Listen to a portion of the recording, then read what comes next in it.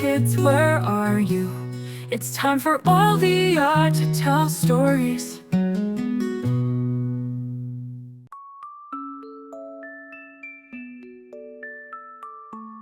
Max, a curious and inventive boy with a knack for solving puzzles, lived in the town of Silver Valley.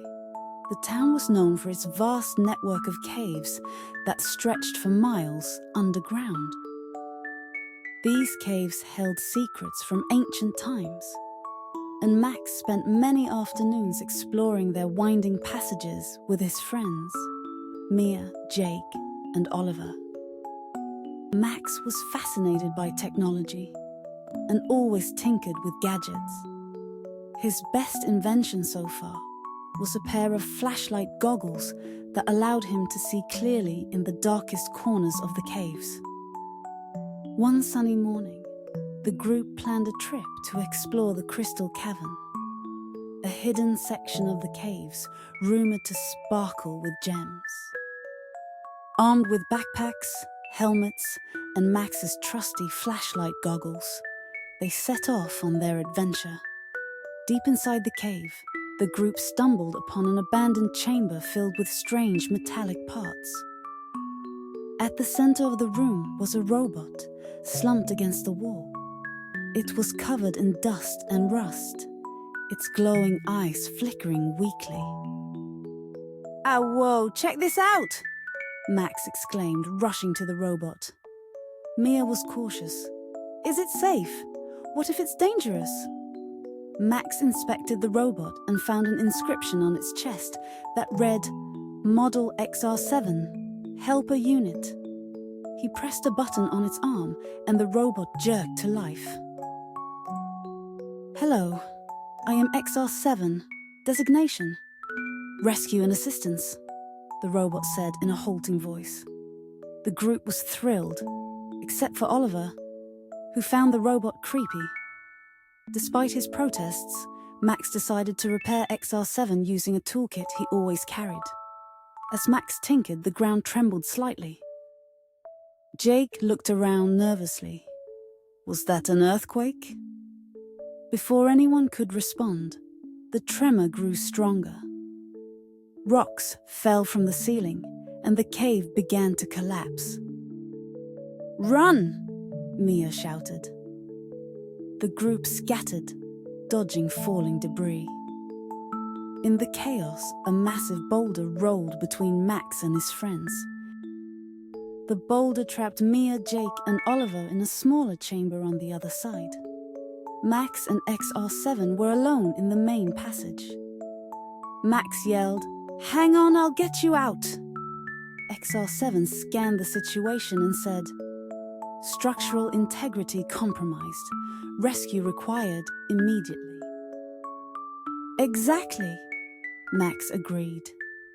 "We need to dig them out before the air runs out." Max and XR7 worked together. XR7 used its mechanical arms to lift heavy rocks, while Max guided it with his quick thinking. As they progressed, XR7's systems began to glitch, and it froze mid-task. "System failure. Reboot required," the robot stammered. Max quickly recalibrated XR7's circuits, using spare wires and batteries from his toolkit. "Come on, XR7, you can do this," he urged. With Max's repairs, XR7 regained functionality and their bond grew stronger. As they got closer to the trapped friends, Max realized they needed a new plan. The chamber was unstable, and digging straight through could cause another collapse. Using the map on XR7's display, Max devised a plan to create a secondary tunnel that bypassed the unstable area. XR7 agreed, saying, "Probability of success, 78%. Proceed with caution." Max used his flashlight goggles to mark the safest path, while XR7 carefully carved the tunnel using a built-in laser tool. After hours of hard work, they heard faint voices. "Max, is that you?" Jake called out. "We're almost there," Max shouted back. Suddenly, another tremor shook the cave, and the new tunnel began to crumble. XR7 shielded Max with his body, taking the brunt of the falling rocks. XR7, no! Max cried. I, designed to assist, XR7 replied, his voice faltering. Despite its damage, XR7 continued digging, refusing to give up. Finally, the tunnel connected to the trapped chamber. Max and XR7 pulled Mia, Jake, and Oliver to safety just as the chamber fully collapsed. The group emerged into the open air, breathing deeply and embracing one another. XR7's lights dimmed as it powered down, its energy depleted. XR7, you're a hero, Max said, tears in his eyes. Back in Silver Valley, the group shared their story, and XR7 became a local legend. Max worked tirelessly to fully repair the robot, determined to bring his friend back to life. Months later, XR7 was restored, its systems upgraded and its appearance polished. The townspeople celebrated, and XR7 was officially named an honorary member of Silver Valley's rescue team. Max and XR7 continued exploring the caves, their friendship stronger than ever. Together, they proved that teamwork, determination, and a little ingenuity could overcome any obstacle. The end.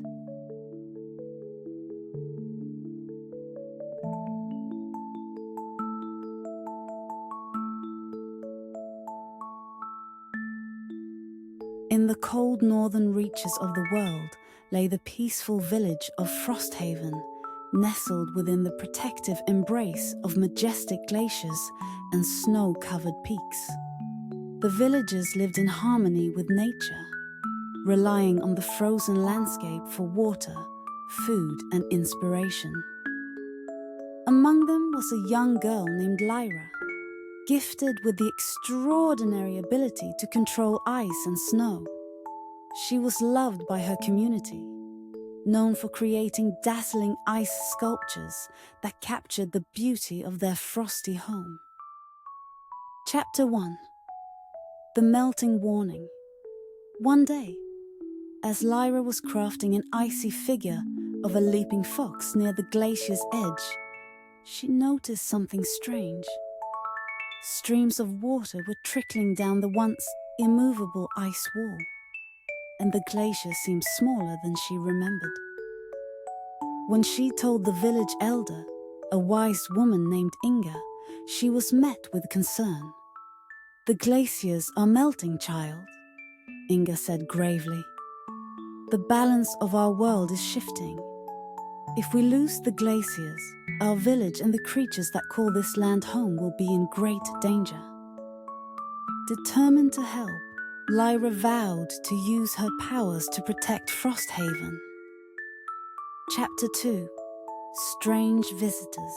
As Lyra began investigating the melting glaciers, strangers arrived in the village. They were a group of miners led by a man named Garrick, who claimed they were searching for rare minerals deep within the ice. Though they promised to cause no harm, Lyra was suspicious of their heavy machinery and loud operations. While the villagers were wary, Garrick charmed them by offering supplies and promising that his work would bring prosperity. Only Lyra and a few others remained unconvinced, noticing how the miners' equipment caused vibrations that weakened the ice. Chapter 3. A Glacial Collapse. One night, a loud rumble woke the entire village. Lyra rushed to the glacier and found a massive section had collapsed into the icy waters below. She quickly used her powers to freeze the spreading cracks and prevent further damage. But the event left her shaken. The animals of the region were affected too. Polar bears wandered dangerously close to the village in search of food, and seals struggled to find safe places to rest. Lyra realized that the melting glacier was not just a threat to her people, but to all life in the tundra. Chapter 4. Confronting Garrick. Lyra confronted Garrick, demanding he halt his operations. "Your machines are destroying our home," she shouted. Garrick laughed. "The glacier is melting because of the sun, not me. Besides, your powers can fix it, can't they?" Frustrated but undeterred, Lyra decided to prove Garrick's impact. She followed his workers one night and discovered a hidden tunnel they had carved deep into the glacier, weakening its structure further. Chapter 5. Allies in the Wild. While exploring the wilderness for answers, Lyra encountered a magical Arctic fox named Alrik. The fox, wise and ancient, could speak in a soft, melodic voice. Alrik explained that the Glaciers were part of a delicate balance that kept the world cool. "Humans' greed and carelessness tip this balance," Alrik said. "But you, Lyra, have the power to restore harmony."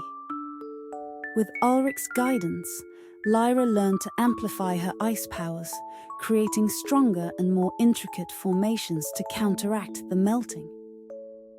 Chapter 6. Rallying the Village. Lyra returned to Frosthaven with Alrik and called a village meeting. She demonstrated the damage caused by the mining and explained how everyone's actions, both big and small, impacted the glaciers. Though some villagers were hesitant to confront Garrick, Lyra's passion inspired them to act. They decided to stand together to protect their home. Chapter 7. The Final Battle. Lyra and the villagers set out to stop Garrick's operations. Using her powers, Lyra froze the miners' machinery, creating walls of ice to block their access to the glacier. Garrick, desperate to save his project, used explosives in a last-ditch effort to continue mining. The explosion caused a massive ice quake, and the glacier began to break apart violently. Lyra, with Alrik by her side, summoned all her strength to stabilize the glacier. She created an enormous ice bridge to redirect the falling ice and froze the rushing waters to prevent flooding. Her powers pushed her to the brink of exhaustion, but she succeeded in saving the glacier and her village. Chapter 8. A New Path. With his operation in ruins, Garrick fled and the villagers reclaimed the land.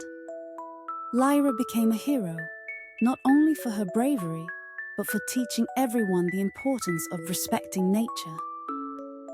Frosthaven began adopting sustainable practices, ensuring that their way of life would no longer harm the delicate ecosystem. Inspired by Lyra, even the youngest villagers learned to care for their frozen home. Alrik stayed by Lyra's side, guiding her as she continued to use her powers to protect the Arctic and its wonders. The end.